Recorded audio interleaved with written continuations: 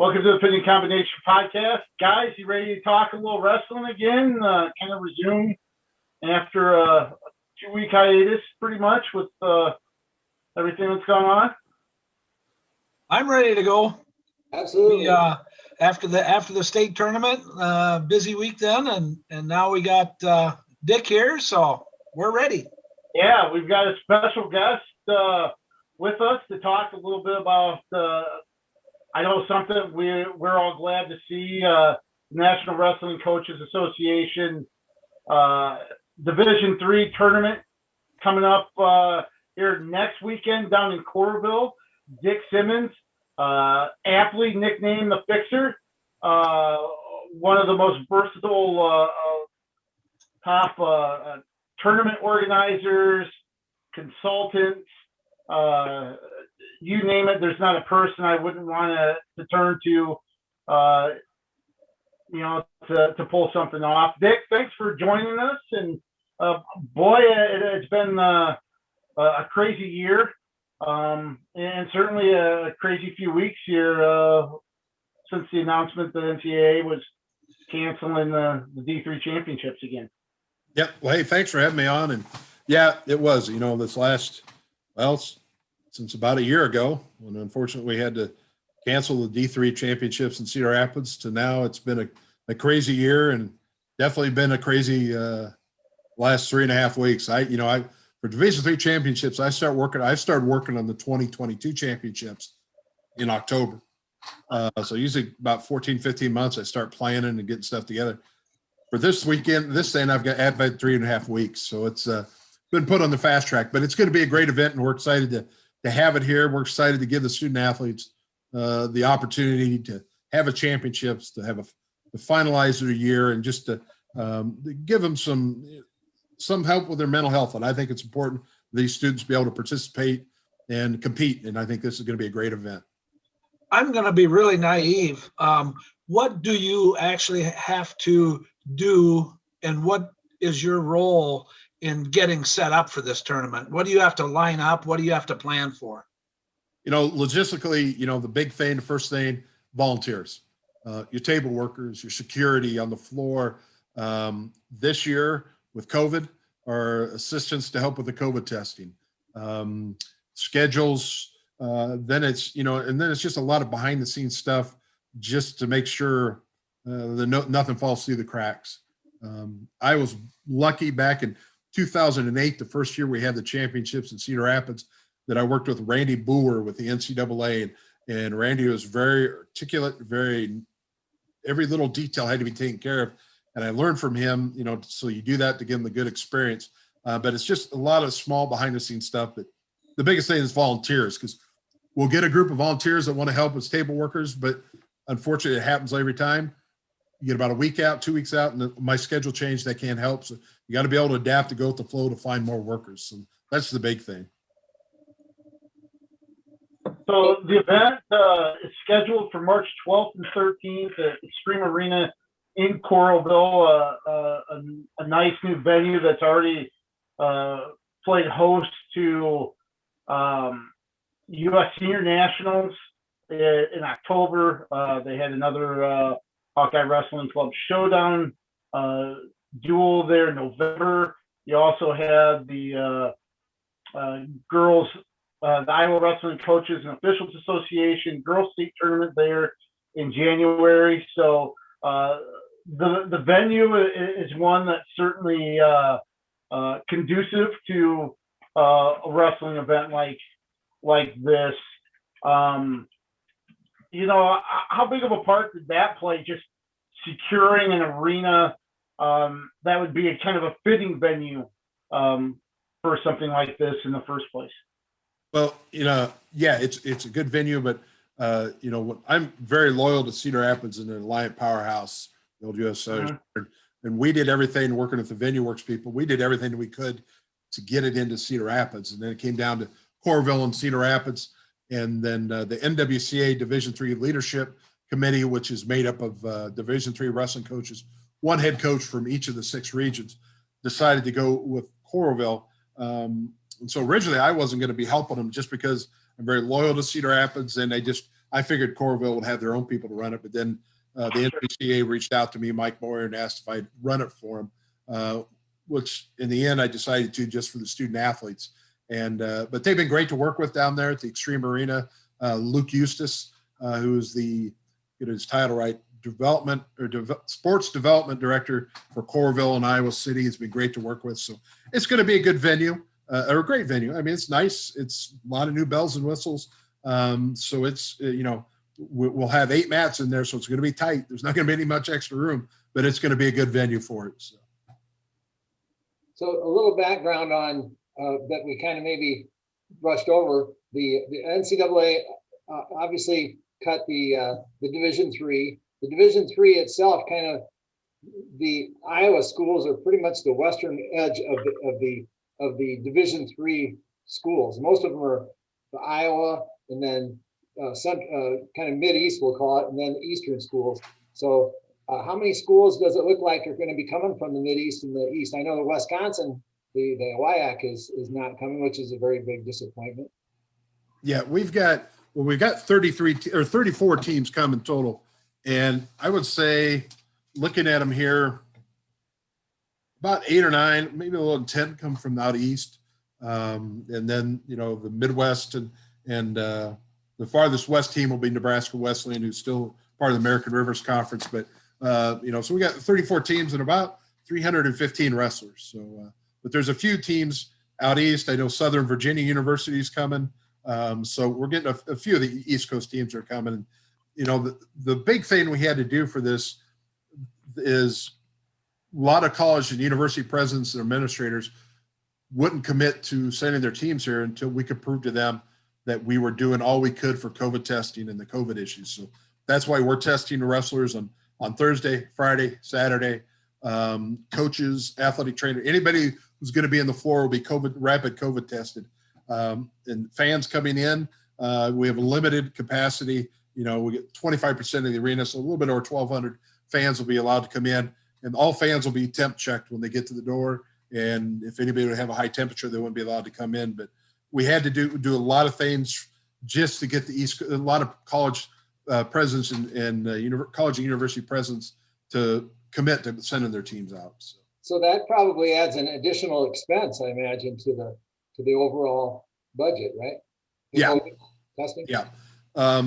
Ryan Callahan, the head athletic trainer at Wartburg College, they stepped up right away and committed to doing the COVID testing and bringing the athletic trainers down, the equipment to test, to do the rapid testing. If Ryan doesn't do that, I don't think this happens. If Wartburg and Ryan don't step up the volunteer, I just don't see how it would have happened, because we were really struggling to figure out the COVID testing. But it's an expense. The whole tournament itself, I know Mike Moyer with the NWCA has been fundraising, and it's a 6 figures he's had to fundraise for this. By the time you figure facility, officials, travel for the NWCA crew, all teams have to pay for their own travel for this. So, but it's a big expense to have a championship like this. Right, and I have to say that I don't think there's anyone more excited and happy that it's being done in the certainly in the area and in the state, maybe even the nation, than me. Since I know Ryan quite well with Kyle up there. He's treated Kyle very well, and Kyle got to know him, unfortunately, his first year when he got hurt real well, and has known him very since. Obviously, he's his trainer, does a fabulous job, and so that's nice to hear that they stepped up to do that. Yeah. So how is the seedings and the brackets going to be done? Seeding will be done by a ranking committee of the NWCA coaches, and what they're doing, a lot of them, the coaches that are doing it, don't have wrestlers coming. They're part of the leadership group that'll be here, but they don't have team. The wrestlers aren't competing, so they're doing the seeding, I think, tomorrow, and their goal is by Friday to get the brackets out to everybody.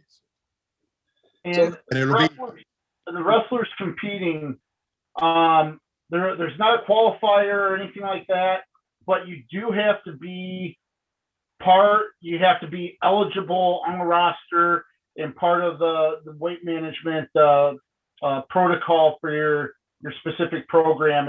Is that right? Yeah. Dick, as far as being able to compete in this event? Yeah. There's no qualifiers, but they have to. The institution has to be sponsored sponsored a team this year, and they have to be taking part of the weight management program. And then each institution is able to bring 10 wrestlers, one per weight class, which most of the schools are. We have a few teams that are bringing 4, 5, or 6, but most of them are bringing 10 wrestlers. But yeah, that's how they had to be eligible, basically eligible to compete if the NCAA still would have taken place. But yeah. So I imagine there's probably not any brackets that'll be over 32. There's 34 teams. I mean, the potential's there, but if there's, 2 schools that don't bring one, then you're down to 32. If there's a 33, will there be a wrestle in, or will someone just not be able to compete? Right now, the way it looks and everything's entered in, there won't be. Everything's 32 or less. Okay. If there was, I think they were going to do pigtails. But we're set. Entries had to be in by Friday or by Monday afternoon. The 10 entries. Now teams with the COVID, everything going on with the pandemic, if an athlete tests positive or something, they have till the 10th to put in a replacement wrestler.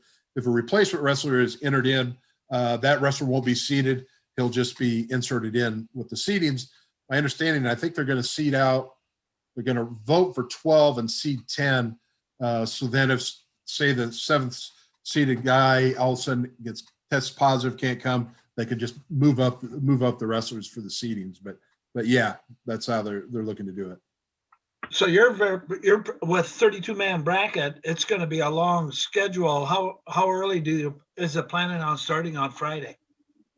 Friday, right now, we're looking at a noon start, and pack your lunch and supper because it's going to be a long day. We want to we're going to get to 80 wrestlers on Friday night.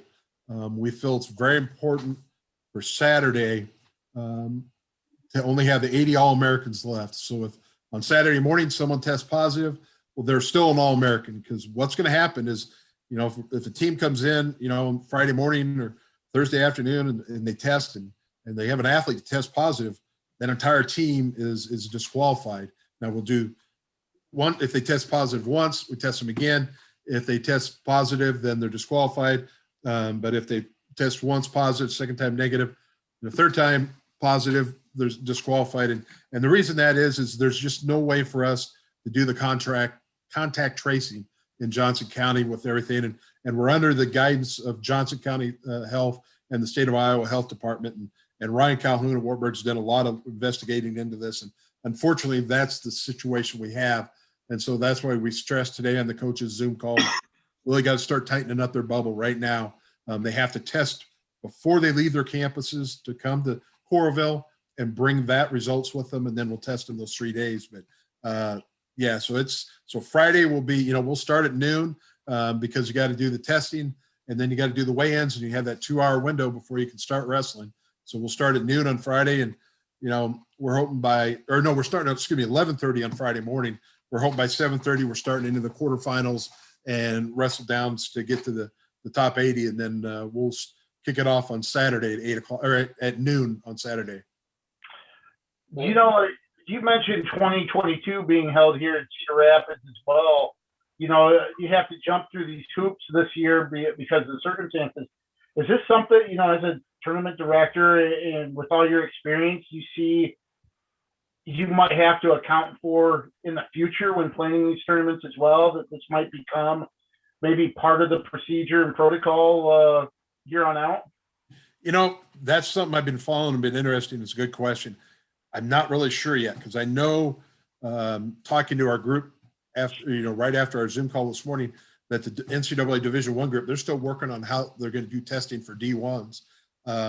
So is this something we're going to have to implement in, or with the vaccine and everything, or we hoping next year it's just, we don't have to do the testing. So it's something as a tournament director, I'm going to be interested to see, because, D3s are back in Cedar Rapids in a year from now in March, and be interesting to see what we have to do then. So I know last week they had the Division II Super Regionals, and where they did, Division II and Division I are doing pretty much all the testing on their own. They're able to turn those results in because they had the finances to be able to do that. But Division III, institutions just don't have that finances. So I'm going to be interested to see, because I hope not. I hope we get to the point where we don't have to worry about it, because logistically, we have changed schedules and changed everything about 5 times, and it won't shock me to see us have to change everything up between now and next week again, 1 or 2 times. You know, Dick, one thing I want to ask you, too, on a personal level. You know, you have a vast amount of experience for different levels, being involved in planning, but what is it about the D3 level? Because you seem to have a passion for the individuals that, you know, administrators, coaches, athletes at this level. What is it about the D3 level that strikes a chord with you, you know, and kind of develops this passion a little bit? Yeah. You know, for me, I think the biggest thing, I just consider it pure athletics. You know, it's the student athletes paying to go to school and to be and compete, not on scholarship. But I think the biggest part is, you know, I went to my undergrad at William Penn College down in Oskaloosa, that at the time was still in the NCAA Division III.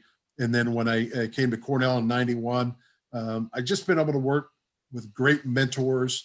You know, William Penn and Leon Richardson, Mike Laird, and Jim Overturf and those coaches down there.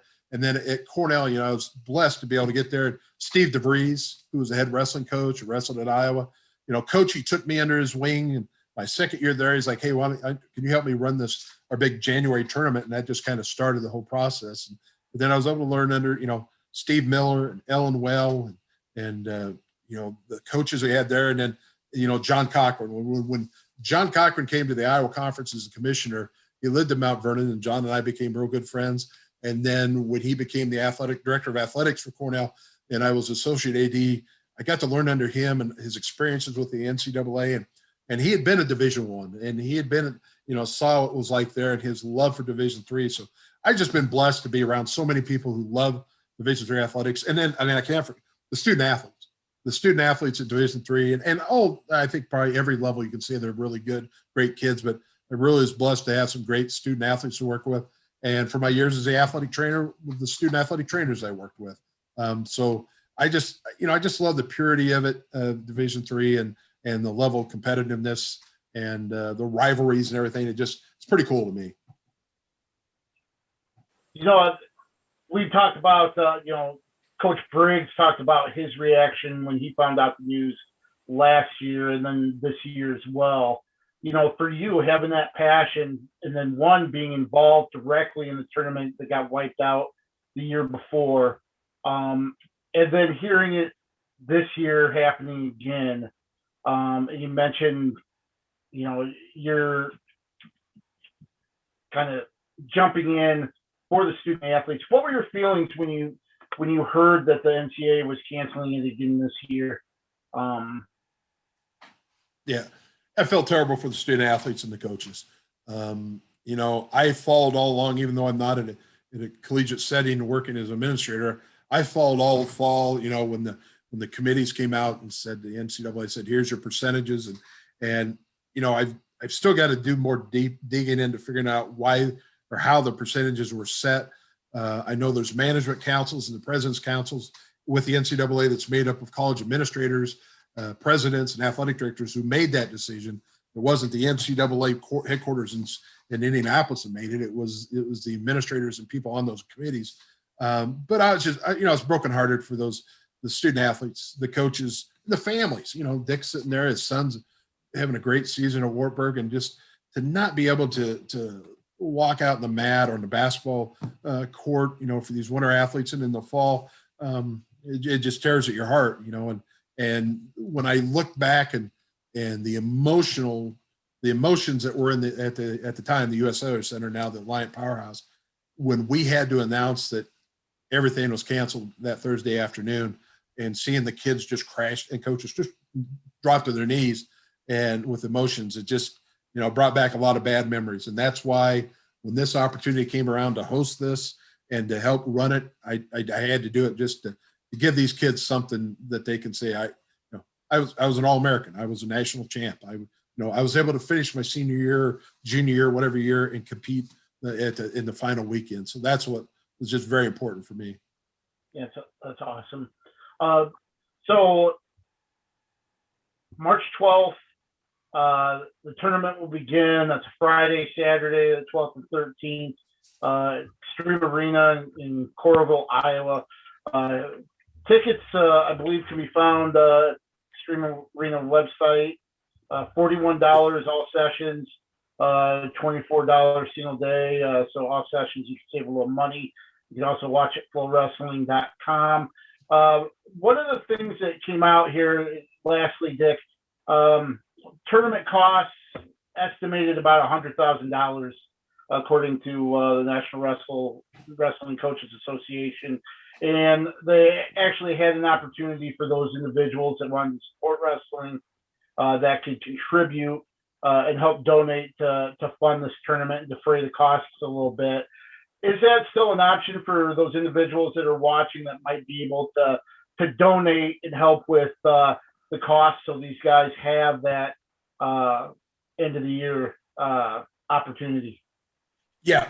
There's a crowdfunding page, and I'm sorry, I should have wrote it down. I don't have it with me, but yeah, they still could go onto that crowdfunding, and that goes to the NWCA to help defer the cost for this. And we were lucky. The three big donors, Flow Wrestling, Arms programs, and then the biggest one was Hershey Foods, Hershey, Pennsylvania, Hershey Chocolate Pieces. They were the major donor in this. So with those three donors. And then, some other Defense Soap is getting us product. But yeah, if people want to donate, there is that crowdfunding page, and I just don't have it at the top of my head. I'm sorry. I have done it. You can go to the NWCA page and navigate through it pretty simply. So it's pretty easy to do. Yeah. And, and the whole thing too is I'd be remiss if I didn't say that Mike Moyer and his staff at the NWCA, they need to be complimented, because this doesn't happen either if Mike Moore doesn't, the leadership committee of the Division 3 coaches turned to Mike and said, what can we do? What can you do to help us? And Mike just took it and ran with it. And he's done a great job of getting the money raised and getting the facilities lined up. But if it wasn't for that, again, there's another person that this just isn't happening.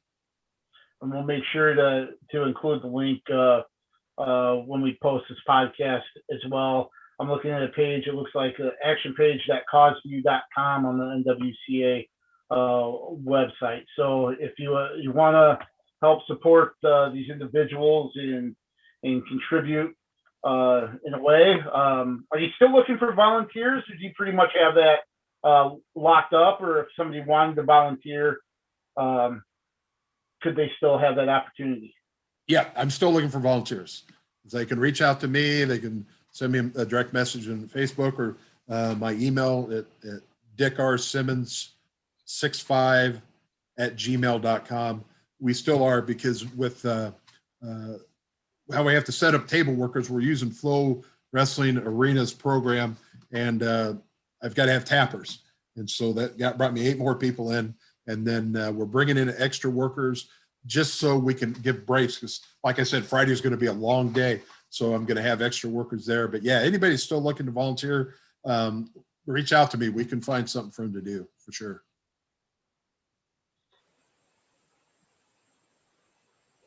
I know, I'm sure looking forward to it. At least we'll have something. And as a parent, I'm extremely thankful for you and all of the people that you've mentioned, and anyone that still wants to volunteer, please do so. Yeah. Because I'm like you guys, I'm looking forward to sitting down at that head table at 11:30 on Friday and hearing the whistles blow and just seeing wrestlers go. That's what I've missed, and that's what I'm looking forward to. All right. Well, hey, Dick, I really appreciate you taking the time out, joining us on the Spinning Combination podcast. Really appreciate everything that you do for the sport of wrestling, especially this year, jumping in and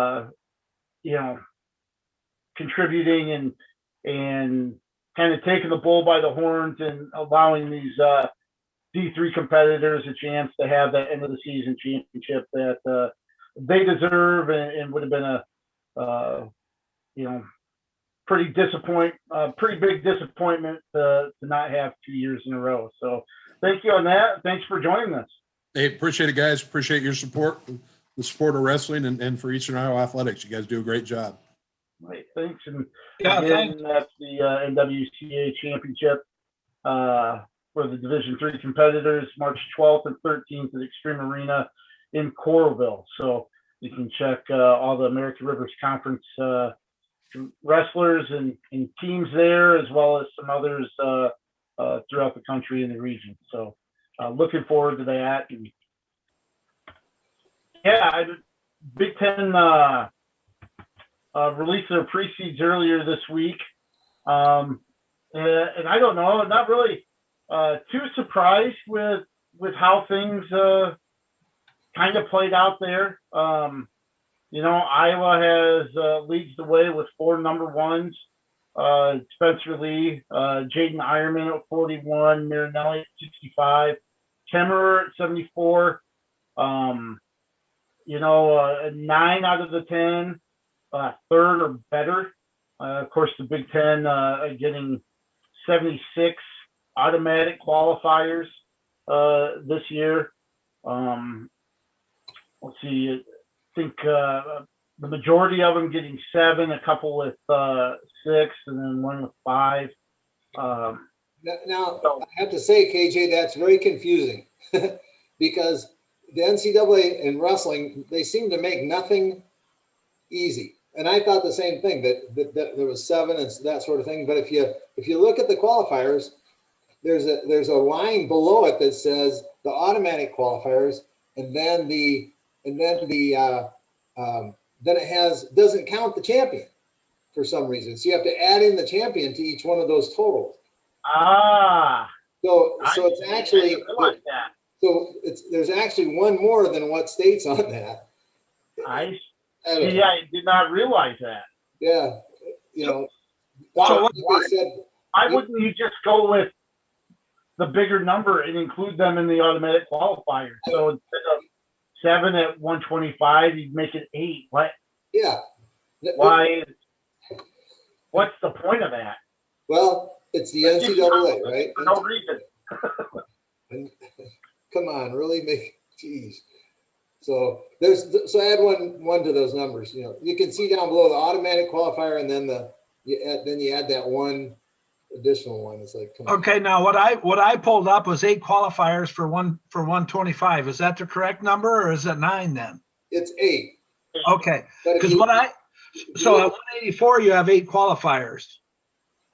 At 184 you have 8, 7 plus 1.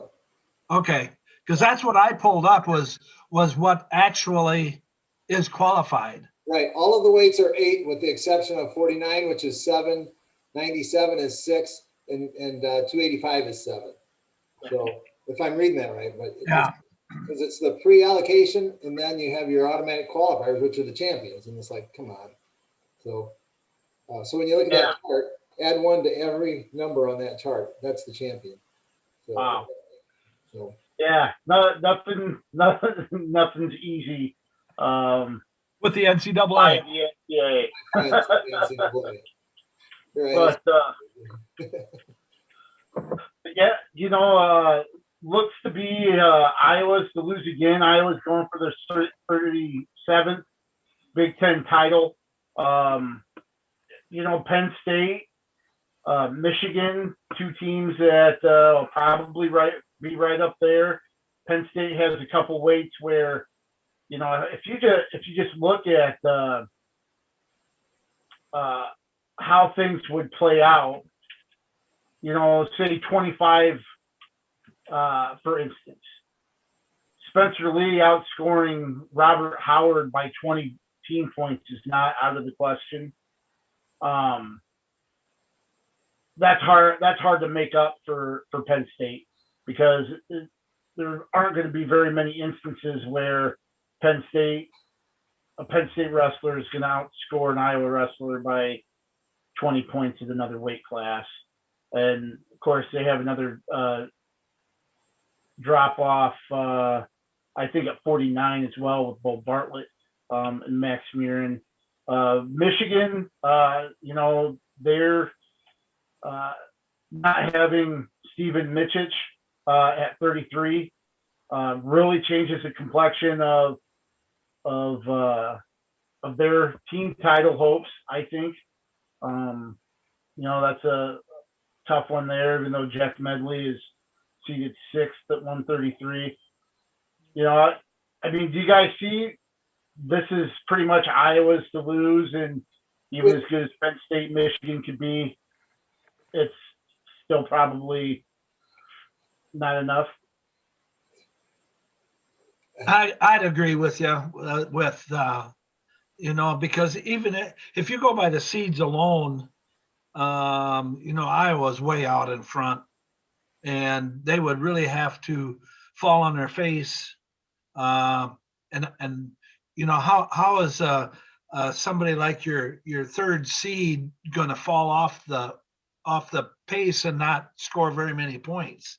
And even Nelson at 84 could very well qualify and get some big points out of that. So, and with Mitchich out, it's just a big point difference. Right. It's not even close. And the seeds were very generous to Iowa, but I think they were accurate. I don't see any that, I didn't dig into it, up to my neck and look at it, but Iowa seems to be that much better, at least individually. The kids of the Iowa wrestlers have beaten some other kids in the conference to merit that. Now, 149, KJ, you brought that up between Iowa and Ohio State. Penn State. Penn State's Bartlett is actually, he's seeded 11th, but he's 6-1 on the year, and his only losses to Sasso. So that's a little bit deceiving. He has a great record, but he hasn't wrestled any of the guys above him. So it's just one of those things that he fell there. So that's kind of a question mark for me. I don't know. Penn State, if they're throwing someone out on the mat, it's a quality wrestler. And so if he's the 11th seed, I got to believe he's going to do better than that. But I don't know that he can make it up. Well, I think 149, this can kind of roll into the next question I have for you guys. I think 149 is one of those weight classes that could be really fun to watch when you're looking at somebody like King Store, Michael Blockus being the 5 and 6 seed. Van Brill from Rutgers, Ridge Lovett from Nebraska. You mentioned Bartlett being 6-1 as the 11th seed. Peyton Omania, I can't remember who he had the big win and pin against for Michigan State. So that's one where the seeds you could see that finishing just about any order in the top 10, top 12, couldn't you? And some of them are saying that's the toughest weight. My personal opinion is the toughest weight is the weight that has the toughest guy in the tournament. It doesn't have to be. This is probably the most balanced weight, I think. Sure. So you're exactly right. I agree 100% with you that it could. These seeds are just placing them on the bracket. It's not. I don't think how it's going to finish at all. I'd be very, very surprised if it did. And Blackus has been up and down a little bit this year, from what I've noticed. And Store's been wrestling pretty solid. You mentioned those names, so. Well, I agree. I think 49, 57 also could be a fun one too, and then 84, 97, and so there's some fun weights to look at and watch, see how it goes this weekend. And even with Mirren, when he wrestled Sasso, until he got caught in that scramble situation, he's in that match. So I guess what I'm saying is I'd agree with you guys. It's kind of a toss-up weight. Right. I think Sasso's probably out in front, at least at this point in time, and then after that, it's everyone else. But not that he's the clear-cut favorite to win it, but he's certainly, I think, out in front. But he's that scrambler type of wrestler. Doesn't do a whole lot, and then he gets in those scrambles, and then it's hard to take him down and finish on. So, yeah. And I tell you what, when you have guys like Perry out from Purdue and Yaya Thomas from Northwestern. There's not. It's not just hey, let's just pencil Sasso in the finals. It's going to be a chore in the semis for anybody to get on to Sunday's championship. And Speaking of the semis, I think the one that can be really, really fun is 141, where you've got Ironman, the top seed. You've got Nick Lee, the number 2, Sebastian Rivera, now at Rutgers, the number 3, and then you've got Chad Red from Nebraska, number 4. You know what? I'll be honest with you. I could see that going 1, 2, 3, 4. I could see it go 4, 3, 2, 1, or any other mix up of those 4 numbers. To be honest with you, I know Ironman's looked really good, but Chad Red came out and got a takedown against them right away. He hasn't seen Lee or Rivera yet. Of course, we know their resumes. Those 4 make it to the semis. Those could be fun, and then the championship as well. Right. My opinion is this. I think I've watched Red a little bit this year, and I've always been a big Red fan. Not since, well, that too. But I think he's a great wrestler, but I don't know that he's up with those other 3. So to me, I'm going to pull him down, in my opinion, down just a little bit, and Ironman up. So then, I just think Ironman's his first year wearing that Hawkeye singlet, and I think he's just going to be wanting to do it. And I don't see him struggling there, even though Lee and Rivera are great wrestlers. Rivera, was he the champ at 33 last year? Yes. Yeah, so I mean, he's bumped up, and I'm pretty sure he was champ last year at 33. So I mean, obviously, quality wrestlers there. And in my opinion, Lee or Rivera can beat Ironman. I just don't think they will. That's me. Yeah, Sebastian Rivera won the 133-pound title in his last season with Northwestern. Right, because he was because that was at Rutgers, because he's a Jersey boy, and right. Beat Seth Gross in the finals, I think. right. Yeah. Takedown late, or maybe even an OT, if I remember that. Right. One of the things, too, I'm going to be featuring Alex Marinelli for our Iowa preview here this weekend. Only 2-0 coming into the championships. He's looking to become Iowa's first wrestler to win 3 consecutive titles since TJ Williams did it from 1999 to 2001. One, I was surprised that's how long it's been since Iowa's had a 3-time conference champion. Second of all, only 2 regular season matches. Is that enough? I mean, is that enough for him to be at the level he's wrestled the last 2 Big Ten tournaments? I say yes. I think it is, only because of the practice room. You sometimes wonder about your timing on your mat, but I think in the room itself, I think you, especially maybe at Iowa or at your Division I schools, I think you have enough workout partners to get that down. That I don't see. Other than you haven't wrestled anybody and know their style, but I think they're ready. I think 2 matches is enough. Yeah, and if the issue there might be that conditioning, and not necessarily conditioning, but nerves, and getting that under control. But Iowa's a veteran team, really, for the most part, and so they've been through it before, and I don't see that as an issue. So. The one thing, I'll even go so far as to say, I think for Marinelli, it might be a benefit. He is such a physical wrestler. And I don't know if he's ever really been 100% at the end of the season, just because he's such a physical guy. And it takes the toll. I mean, it takes a toll on the body. And I think for Marinelli, we might see somebody that's as fresh as he's been in the postseason. The last couple of years. And, that only having 2 regular season matches and stuff, it could be more benefit than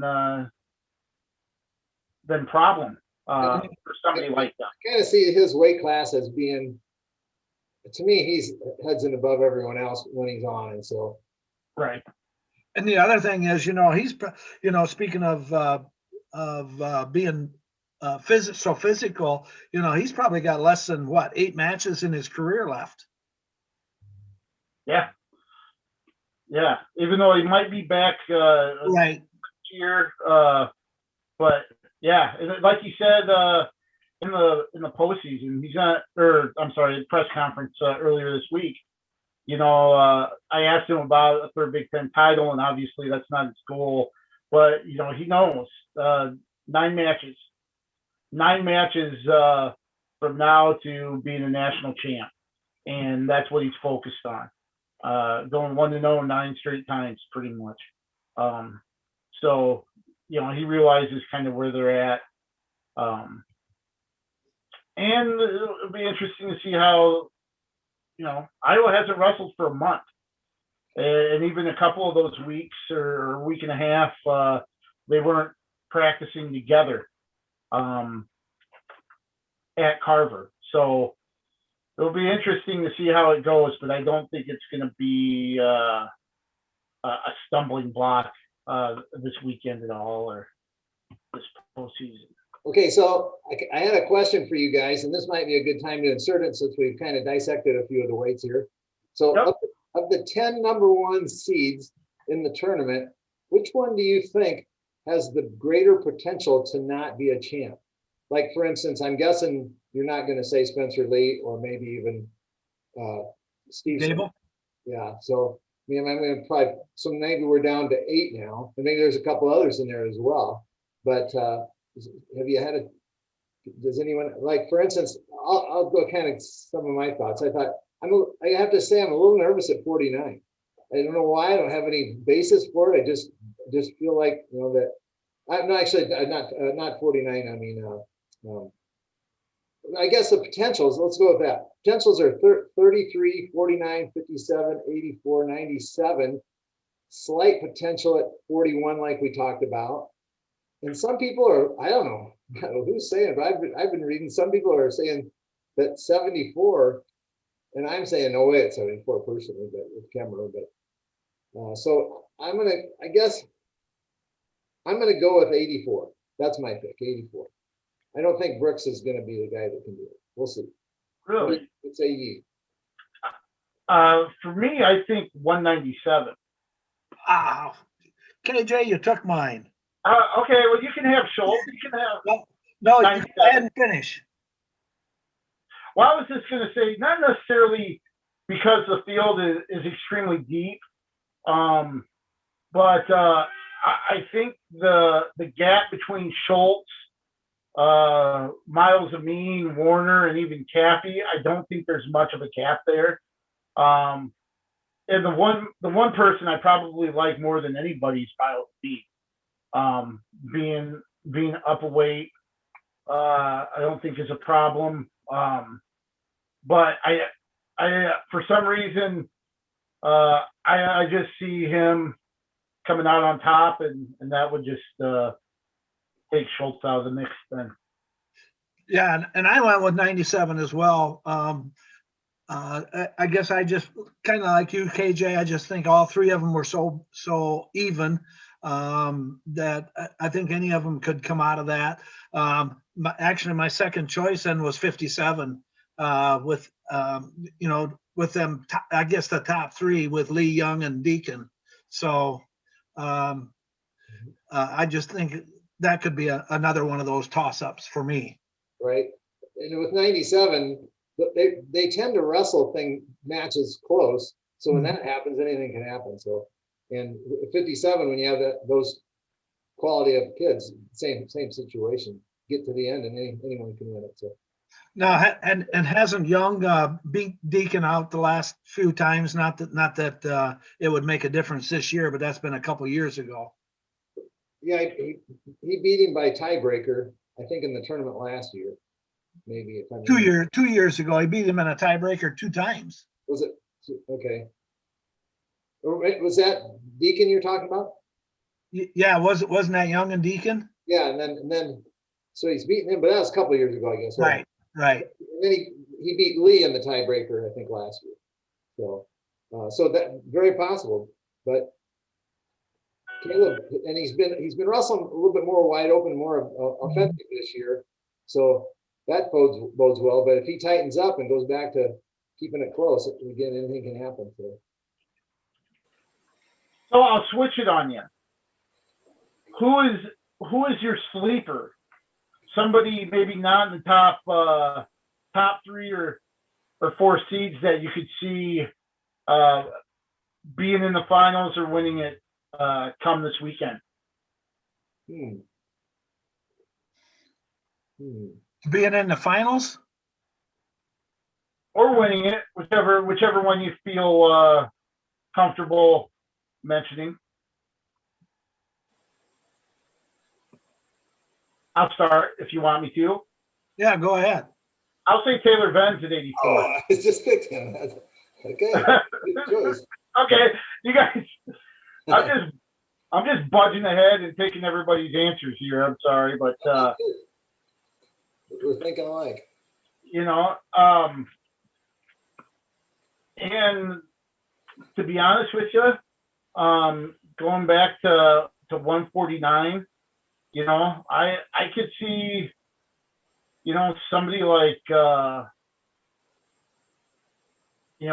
maybe a Ridge Lovett kind of sneaking through or something to, I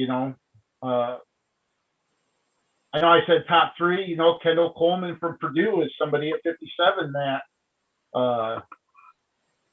could upset the apple cart for somebody as well.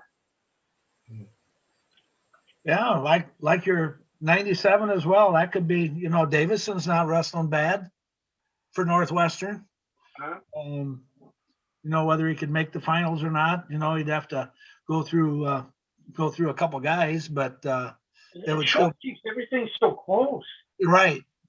Schultz keeps everything close. And he comes out on top most of the time, which is a tribute to him. But sometimes you live by that sword, you die by it too. Well, just glancing at it here, since you asked that, I might have 2 picks, kind of outside picks. Maybe Massa at 74, slipping into the final. Yeah. And then maybe at 33, there's 2 or 3 right at the top there. Maybe, hope not, but Alvarez, maybe. I don't know, he's not a bad wrestler, that's for sure. So. Gotcha. So, and of course, people that want to watch this weekend, let's see, I had the press release. It was going to be quite a bit on BTN this weekend. So you'd be able to watch a lot of that. Okay. I have a question here for you guys. Which Iowa Hawkeye? One's an obvious a pick, but which of the 6 Iowa Hawkeyes do you see with the best potential to wrestle above their seed? And obviously, when you're high seeded, 2nd and 3rd, 1 jump is pretty significant. Mm-hmm. Obviously, Nelson is the easy pick there. Maybe we'll leave Nelson out and go with the other 5. Which of those 5 do you see?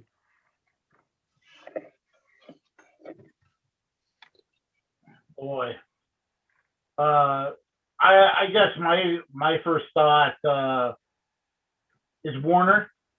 That would be mine too. The other one, and I know he's a 2 seed, but we're not talking about Austin DeSanto winning at 33 much. And he was on the tear when he was on the mat. His style. He's still going to be in shape, and the accelerator is going to be, pressed all the way down. full speed? Is that going to affect things? You know, he's somebody that it wouldn't surprise me this go around if he won and maybe got a little revenge against RBY. But I you was know, just, I guess my first choice would be Warner finishing higher than third, making the finals. and I was just going to ask, would his last match with Bravo Young have an effect on the tournament with him? If they would match up. He's more than capable of winning it. I'm going to go with Young at 57. I'd like to see him step up one and win it. So, I mean, I like to see them all, but I think that's going to be my pick. I mean, it's tough. I mean, so we'll see. Yeah. But should be fun. Looks like the first session, which starts 9 a.m. on Saturday, will be on the BTN. You can get the BTN Network Plus as well. The second session, the semifinals, will be on BTN starting at 6:30 on Saturday. Then BTN Network Plus for session 3 Sunday morning at 11 a.m. But the championships will be on Big Ten Network starting at 3 p.m. on Sunday, so you can catch all that action there. Again, Iowa's trying to win its second straight Big Ten title, 37th overall for the Hawkeyes. And see, shared will be 1, 2, I think maybe 5th for Brands. If I think maybe 5th total for teams under Brands. So I'm going to go out on a limb, and I think Iowa has a chance to have it locked up or nearly locked up by the end of the semis. do you really? I think that they, with their seeds, and if they wrestle even a little bit above them, yeah, I think they do. So, Yeah. It'll be interesting to see. Yeah, especially with as goofy as this year has been. well, one other question. Speaking of goofy, there's every weight has 14 wrestlers, with the exception of 57 that has 13, and the Rutgers team did not enter a wrestler. So I'm wondering, you know, so they don't have a replacement for the Kennard. But so my question is he right now testing positive? And if that's the case, is the NCAA going to do exceptions this year if kids are not able to wrestle in their qualifying tournament because of COVID, and they're in the middle of the COVID protocol? Well, from my understanding, that they will be eligible for at-large bids, so they can qualify that way, even if they don't compete, only because they weren't able to compete due to COVID protocol. Okay. That's my understanding. That's the only exception.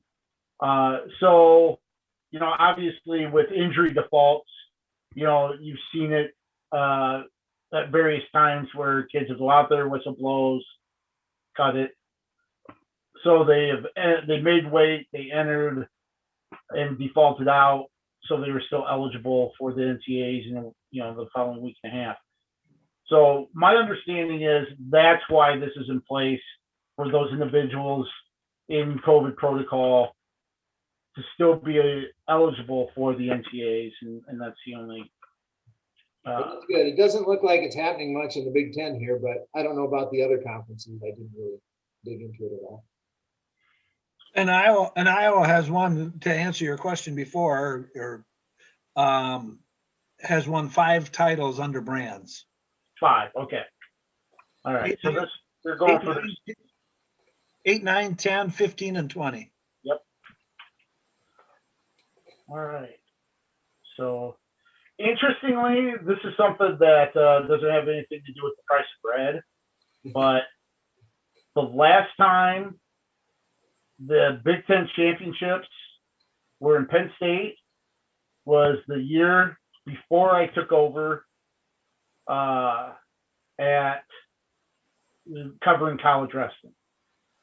Wow, that makes me wonder. So that means I've made it through a full rotation of the conference sides hosting the Big Ten tournament. So That makes me wonder what the price of bread was back then. that's a good question. We'll have to 10 talk cents, to our friends at Hy-Vee. 10 cents a loaf. I'm not that old. Well, if that's the right word, I can remember when it was 10 cents a loaf. So So, the Big 12 is going on this weekend as well, guys. Should we turn our focus to Tulsa, Oklahoma, down there with Iowa State and UNI being part of the field there? You guys want to start with Iowa State or UNI? doesn't matter to me. Let's go Iowa State. All right, Iowa State. So they come down 3 number 1 seeds coming in. Ian Parker, David Carr, Gannon Gremmel. I believe Parker and Carr are defending Big 12 champs. Carr, one of the few freshman conference champions that Iowa State has had.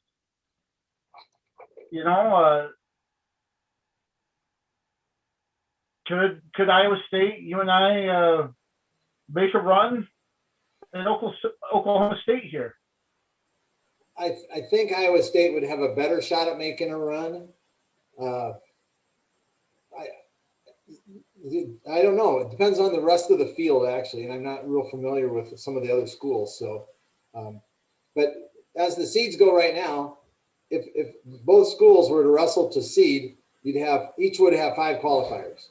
So that's kind of nice to hear but I'm sure they're both going, hey, we want more, especially since Iowa State has 2 that are just below the line. And those 2 are Colbray and Coleman, which I think are very capable of wrestling above that. So and they may even have another one, but so I think Iowa State would have a better run this year a better chance at a run this year than UNI, though UNI has some solid kids and they're going to be fun to watch wrestle for sure. Yeah, even Dagan could wrestle way above his seed as well. Yeah, 5th seed, and he hasn't looked as sharp this year as he did last year. So he probably earned that seed. But agreed, I think he's very capable.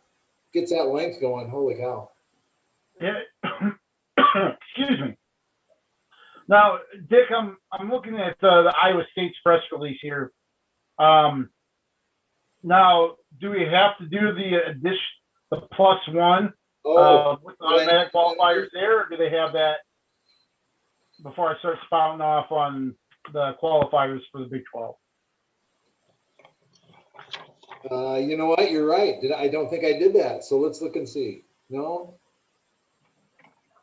I think I did it. Okay.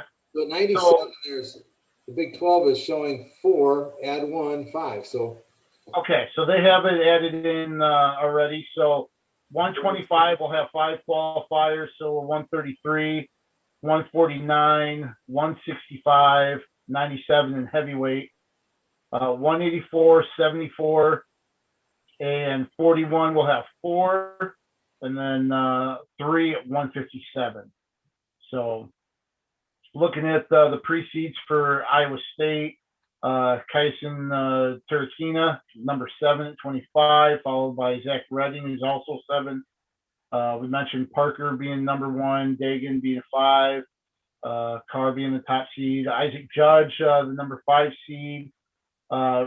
Julian Broderson, not seeded. He's somebody that I wouldn't sleep on or take lightly. Sam Colbray, number 5. I think we all agree that he could certainly wrestle well beyond that. Marcus Coleman at number 6 at 197. And then getting Gremmel, obviously the number one, and certainly has had a fantastic season for the Cyclones. So, you know, kind of interesting there.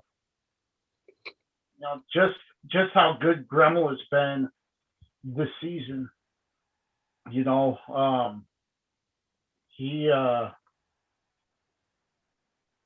it would be nice to see him kind of finish that on top. Well, that's going to battle. It would seem between he and Isley. They're 1 and 2 seeds.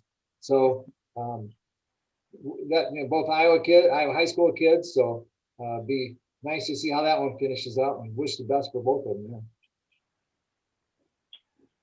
By the way, Oklahoma State, if they wrestled to seed, would have 8 qualifiers.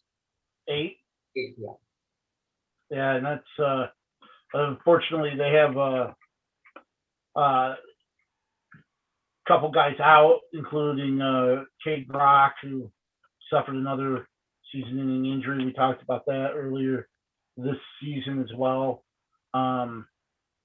Boy, I tell you what, 157, even though, you know, I think you've got to consider David Carr a heavy favorite, you've got an interesting, you know, top 6 there. Includes Cade DeVos from South Dakota State, but then you have Wyatt Schultz as a 6 seed that I think is,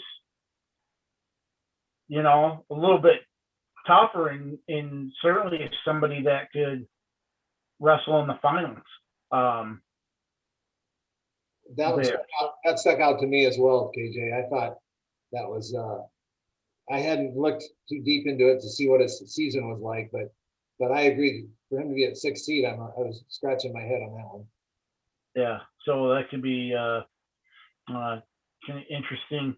Let's go over the UNI seeds as well here. Brody Teskey is going to be the number 1 seed at 125. He's put together a heck of a season there for the Panthers. Then at 141, or I'm sorry, 149, Tristan Lara is the number 4 seed. Which would put him as a qualifier. And then we'll see Austin Yant. You know, for UNI, he'll be wrestling at 165. He's had some issues. I think maybe only 1 match all year coming into this, so he must be healthier and ready to go at 65. You know, he'll be the number 7 seed and somebody that could finish a little higher there, especially at that weight in the conference, which I think is a little more wide open outside of Wood Lake. I think Yant wrestled up in the South Dakota or in the Dakotas when they had that. I don't know if he wrestled both of them, but did have some dings, and I think I heard a little skin infection and then another ding. So he's just been kind of out of the lineup. So I agree 100% with you on that one. 174, you got Lance Runyon 4th, and of course we saw you know, him and Broderson both had wins over Anthony Montanona from Oklahoma at the McLeod Center in Cedar Falls last month. So, or sorry, we're in March now. In January. You know, he's somebody that you grab one of those spots. At 84, Parker Keckeisen. You know, he's been really fun and exciting.'s got wins over Dakota Gear of Ohio, Oklahoma State, and Colbray. So he's kind of been rewarded for coming in and doing well with that offensive style. Yeah, he's had a fine season. I don't think he's lost yet. And of course, you mentioned already, Coach, that Carter Isley, the number 2 seed for UNI at heavyweight. There. I would say this also, that the UNI has a couple of new faces, or they've had some changes in their lineup for the Big 12s. They've got Skazlarczyk at 33, and they've got Basile at 41, and I guess that's those two changes. So I think they had some wrestle-offs, and then some people have kind of criticized that, and I'm one that I kind of criticize sometimes not having wrestle-offs. In this shortened season, you didn't have as much time to build a resume. So, like for instance, at 33 with Skazlarczyk, he got some matches, they're extra matches, but I don't know if they count as, as something you can put out there for seeding purposes or whatever. But he's a quality wrestler, and they obviously have two quality wrestlers there at that weight. So I personally, I appreciate allowing the wrestlers to decide, not the coach. So that's the case, but some other people don't agree with that, and they want the coach to decide, or the wrestler on the mat. But this year you didn't have as many competitions to be able to do that. So. And Sklarczyk, don't you? He's one of those type of wrestlers that could make a run at qualifying too at that weight. Agreed. Yeah. Even though he's not seeded. And I think that let's see, Biscoglia, right? Biscaglia, is that right? Yeah, it would have probably been seeded. I'm guessing seeded at 33 this, and so I agree 100% with you, Wyatt. He just beat a seedable wrestler, so wrestle-offs. They did a 2 out of 3, I believe. So that's my guess anyway. I'm sorry, I got booted off again here. My apologies. Did you mention anything about Tanner Sloan? No, we haven't. We had three additional Iowa kids on the South Dakota State team. You mentioned DeVos already. Uh-huh. Sloan, and then Price at 30. Yeah.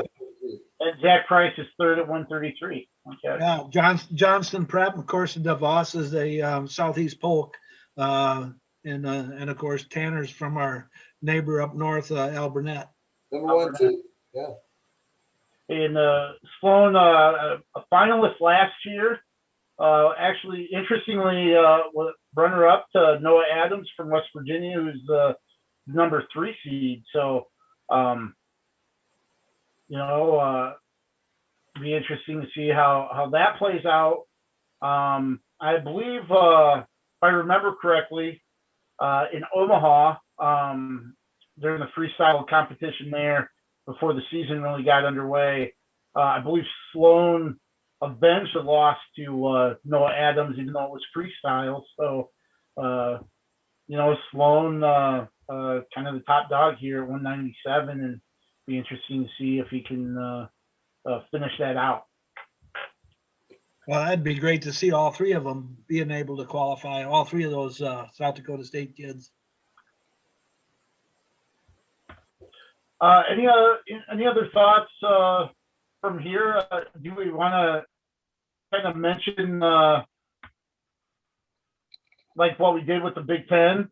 If there is a top seed that doesn't come away with a victory, who do you think it would be? Boy, I don't know some of these other schools quite so well. But if any of them would be, and I have no reason why other than 174. Sure, I can see that. That does seem like it would be pretty wide open with Romero of Utah Valley being there. I'm going to pick heavyweight because I'm hoping that Gannon and Carter make the finals, and they've been back and forth in their career. So, so to me, either one could win it, right? So, and it's heavyweight. Just kind of looking at things, Dayton Fix, I think, is pretty much a lock at 133. I think Boo Llewellyn, is as well. 157, I think David Carr is pretty safe. You know, I just don't see the 65 field being good enough to knock off Wood Lake. You know, I think the one weight that kind of stands out, and it's not a knock to Ian Parker, I just think Dom DeMoss is somebody that, you know, is dangerous, and you know, they have close battles, even though Parker's been winning the majority of them pretty much since the Big 12 finals last year. But I think that one's tough. And then no disrespect for Parker Hawkeyes, but you know, you've got a pretty tough field at 184.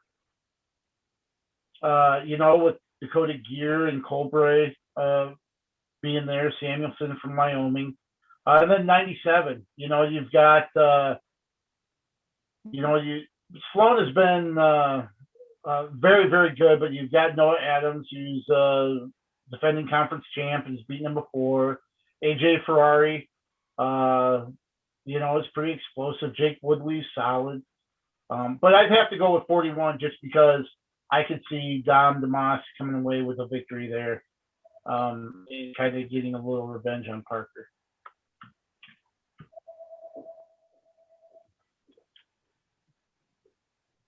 So. And yours, Briggsy? I went with heavyweight, just Oh, because those guys go back and forth, and I forgot already. but, yeah. So any other party shots about the Big 12?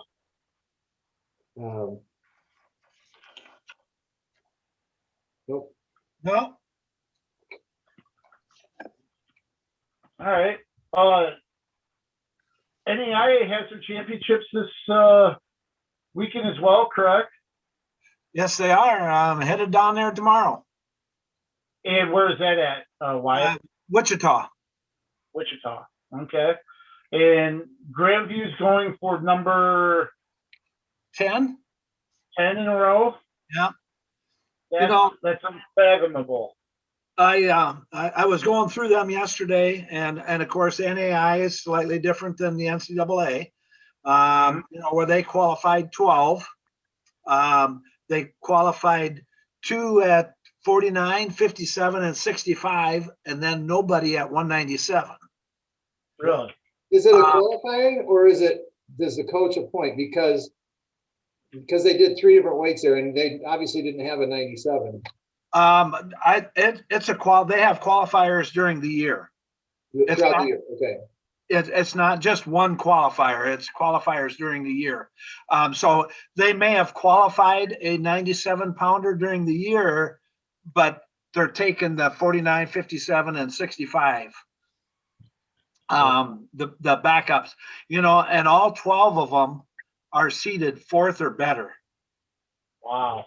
Yeah. And 49, I believe it's 49 and 57. They're the 3rd and 4th seeds. And at 65, they're the 1 and 2 seeds.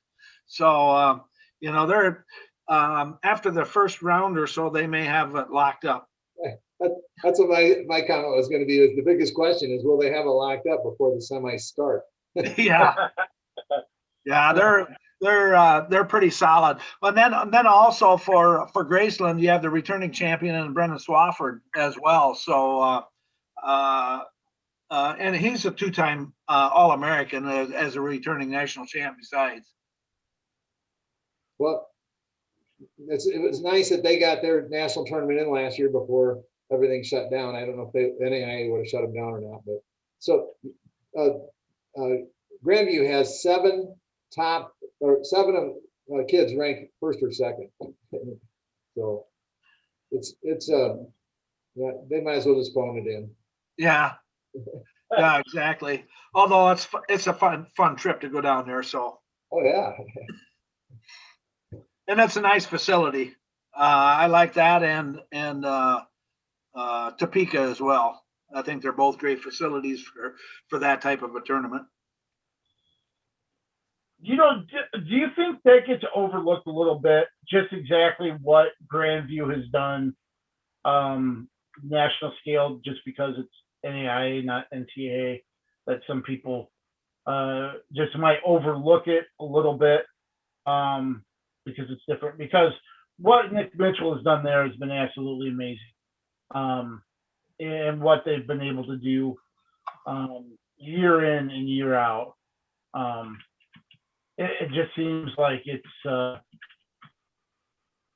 just it's phenomenal.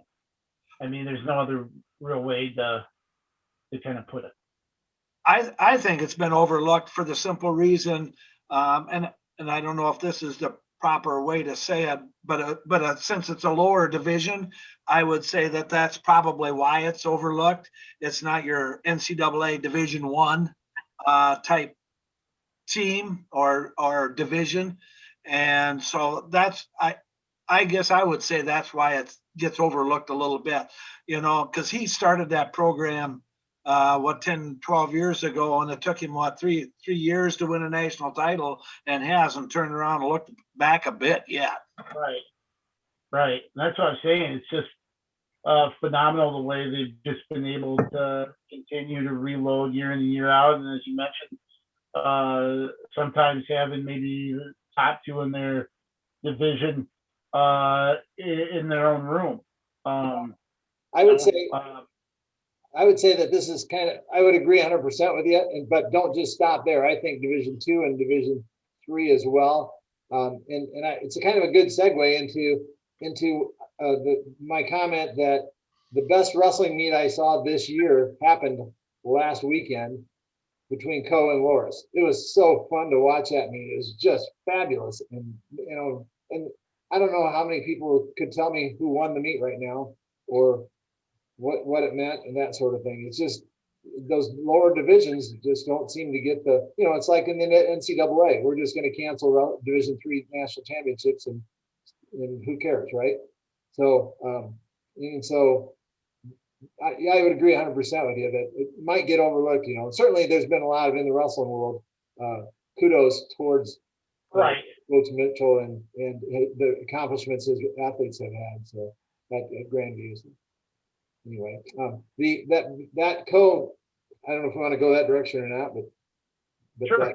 that Co and Loris meet, gosh, it was so fun. It just kept going back and forth in terms of who was going to take the lead and who took the lead, and it went down to the last match, the final match, and it was an 8-6 decision that went Co's direction, and they won by 18-17 in the dual meet. It was just every match was just fun and back and forth and against quality wrestlers, and that was by far the best match I've seen in a meet that I've seen in a long time.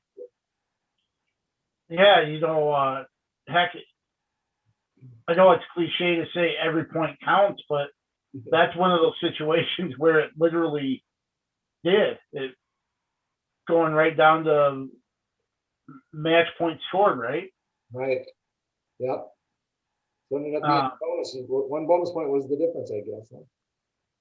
Yeah. So, of course, that was a heck of a way to wind up their regular season. I kind of had hopes that they would maybe resurrect the conference tournament.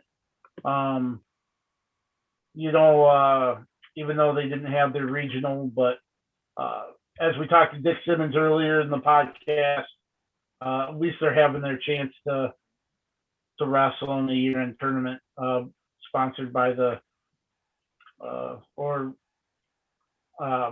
organized by the NWCA. At least we'll get to watch some wrestling. Right. Yep. And also, Cornell wrestled this past weekend. They've been kind of had a late schedule, and Cornell wrestled. Actually, 2 weekends ago they wrestled. Friday. Friday they wrestled against Augustana, beat them 30-18, and then Luther lost to Luther 34-19.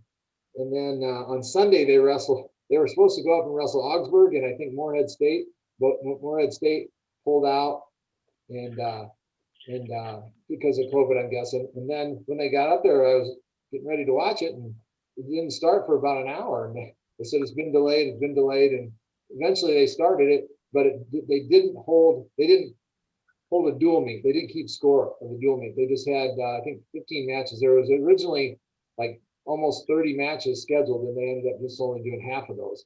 So Cornell had driven all the way up to Minneapolis, and then lost the more, wasn't able to wrestle the Moorhead match meet, and then the Augsburg one just became matches, and then they wrestled. They had a second mat out. That's how they were close it was. It was like they held it up, and evidently they had COVID issues, and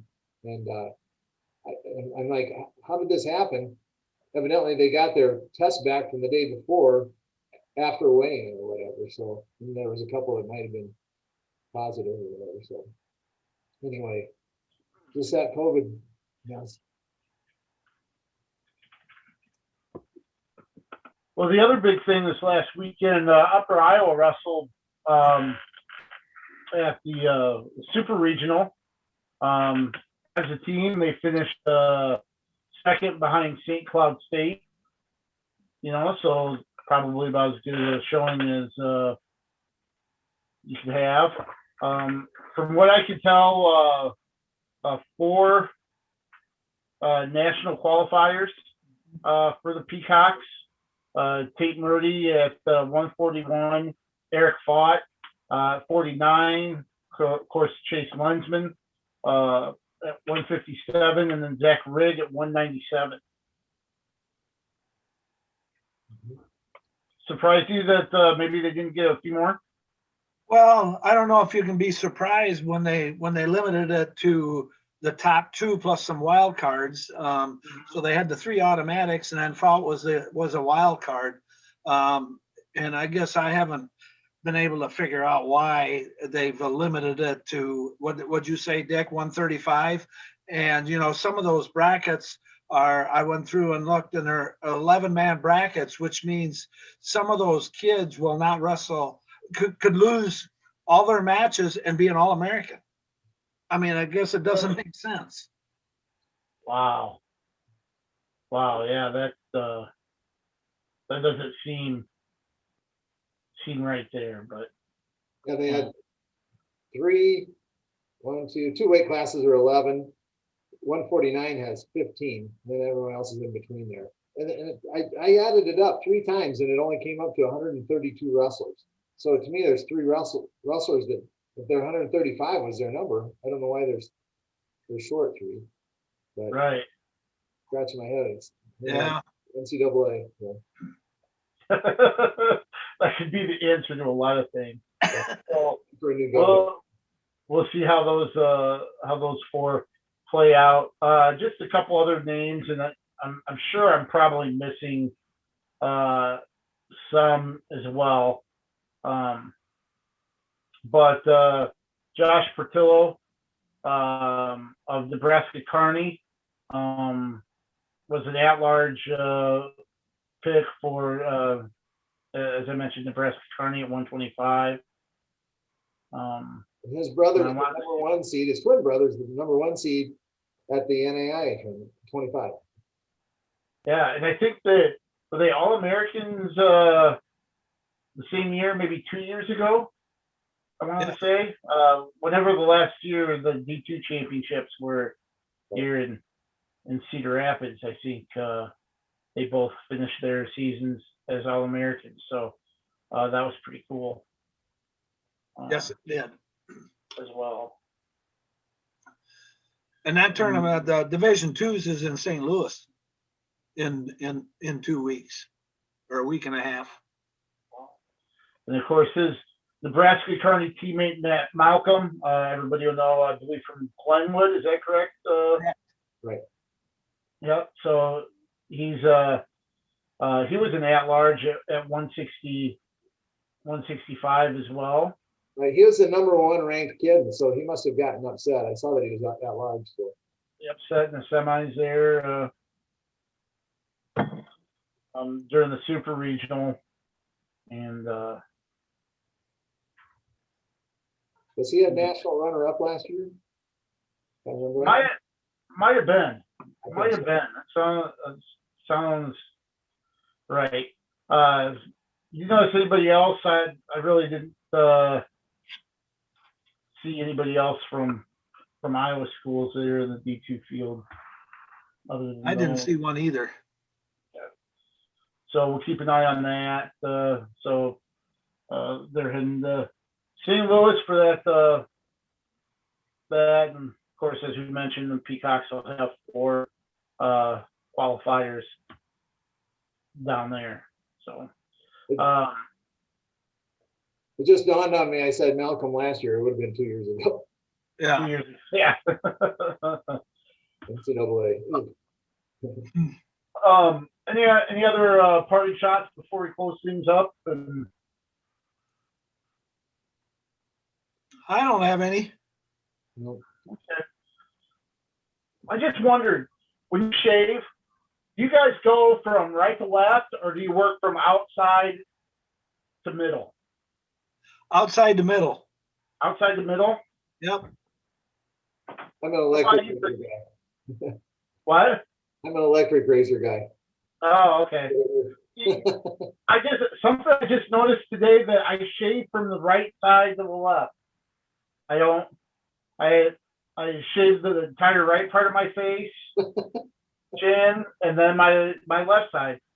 So do I, and then finish in the middle. Well, see, I just go across. I don't go across, but I start here and shave, and I just kind of work my way over. I'm not sure why. I just noticed that. But anyway. Well, and I've been I just been wondering why that subject got brought up. No, I just was curious.